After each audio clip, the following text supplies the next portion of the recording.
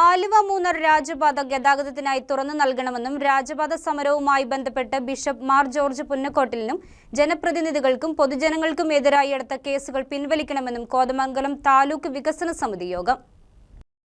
ആലുവ മൂന്നാർ രാജപാത ഗതാഗതത്തിനായി തുറന്നു നൽകണമെന്നും രാജപാത സമരവുമായി ബന്ധപ്പെട്ട് ബിഷപ്പ് മാർ ജോർജ് പുന്നക്കോട്ടിലിനും ജനപ്രതിനിധികൾക്കും പൊതുജനങ്ങൾക്കും എതിരായി എടുത്ത കേസുകൾ പിൻവലിക്കണമെന്നും താലൂക്ക് വികസന സമിതി യോഗം പ്രമേയത്തിലൂടെ ആവശ്യപ്പെട്ടു. ഇല്ലാത്ത അവകാശം സ്ഥാപിച്ചെടുക്കാനുള്ള വ്യഗ്രതയിലാണ് വനം വകുപ്പിലെ ചില ഉന്നത ഉദ്യോഗസ്ഥർ. ആലുവ മൂന്നാർ രാജപാതയുടെ ഭാഗമായ കോതമംഗലം പെരുമ്പൻകുത്ത് റോഡ് നിലവിൽ പൊതുമരാമത്ത് വകുപ്പിന്റെ ആസ്തിയിലുള്ളതും വനം വകുപ്പിന് യാതൊരു അവകാശമില്ലാത്തതുമാണ്. ഈ റോഡാണ് അനധികൃതമായി വനം വകുപ്പ് പൂയംകുട്ടിക്ക് സമീപം അടച്ചിട്ടുള്ളത്.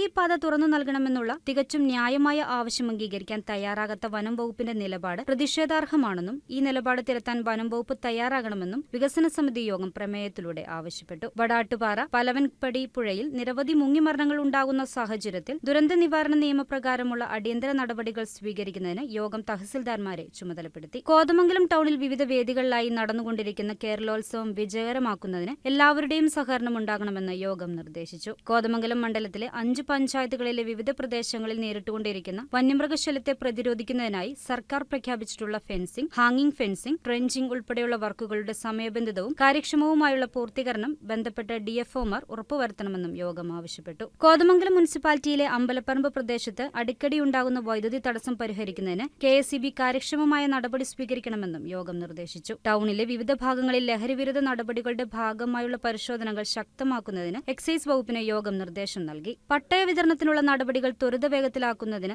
യോഗം തഹസിൽദാർമാരെ ചുമതലപ്പെടുത്തി. വേനൽക്കാലം മുന്നിൽ കണ്ട് ടൗണിലെ വിവിധ പ്രദേശങ്ങളിൽ ഉണ്ടായിട്ടുള്ള കുടിവെള്ള വിതരണ പൈപ്പ് ലൈൻ പ്രശ്നത്തിന് പരിഹാര നടപടികൾ വാട്ടർ അതോറിറ്റിയും PWDയും സംയുക്തമായി കൈക്കൊള്ളണമെന്ന് യോഗം ആവശ്യപ്പെട്ടു. മോട്ടോർ വാഹന വകുപ്പ് പിടിച്ചെടുത്ത റവന്യൂ ടവറിന് സമീപം സൂക്ഷിച്ചിട്ടുള്ള പഴയ വാഹനങ്ങൾ അടിയന്തരമായി നീക്കം ചെയ്യുന്നതിന് നടപടി സ്വീകരിക്കണമെന്ന് MVDയോട് യോഗം നിർദ്ദേശിച്ചു. വാരപ്പെട്ടി പഞ്ചായത്തിൽ സ്ട്രീറ്റ് ലൈറ്റ് മെയിന്റനൻസുമായി ബന്ധപ്പെട്ട നടപടികൾ KSEBയും എത്രയും വേഗം പൂർത്തീകരിക്കണമെന്ന് വാരപ്പെട്ടി ഗ്രാമപഞ്ചായത്ത് പ്രസിഡന്റ് യോഗത്തിൽ ആവശ്യപ്പെട്ടു. കീരമ്പാറ പഞ്ചായത്തിൽ ഫെൻസിംഗ് സ്ഥാപിക്കുന്ന പ്രവൃത്തി വേഗത്തിലാക്കണമെന്നും ഇടവിട്ട് വൈദ്യുതി തടസ്സം നേരിടുന്നതിൽ പരിഹാരമുണ്ടാകണമെന്നും പാലമറ്റം വാട്ടർ ടാങ്ക് എസ്റ്റിമേറ്റ് തയ്യാറാക്കി നൽകണമെന്നും ബന്ധപ്പെട്ട വകുപ്പുകളോട് കീരമ്പാറ പഞ്ചായത്ത് പ്രസിഡന്റ് ആവശ്യപ്പെട്ടു. യോഗത്തിൽ ആന്റണി ജോൺ MLA അധ്യക്ഷത വഹിച്ചു. Tahsildar Anilkumar M, municipal chairman Tommy Abraham, Varappetty grama panchayat president PK Chandrasekharan Nair, Keerampara grama panchayat president MP Gopi, ജില്ലാ പഞ്ചായത്ത് അംഗം Ranikutty George, municipal standing committee chairman KA Noushad, വിവിധ രാഷ്ട്രീയ പാർട്ടി പ്രതിനിധികളായ MS എൽദോസ്, PT ബെന്നി,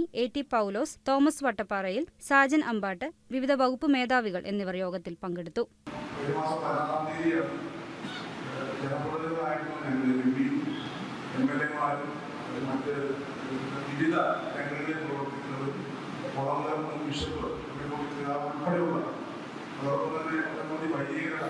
രണ്ട് ജില്ലയിലെ ഇടുക്കി ജില്ലയിലെ വിവിധ പ്രദേശങ്ങളിലെ ആയിരക്കണക്കിന് ആളുകളാണ് അവിടെ ഒരു രാജപാതയിൽ ഒരു സമരം സംഘടിപ്പിച്ചത്.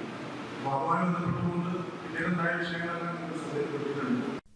News desk KCV news.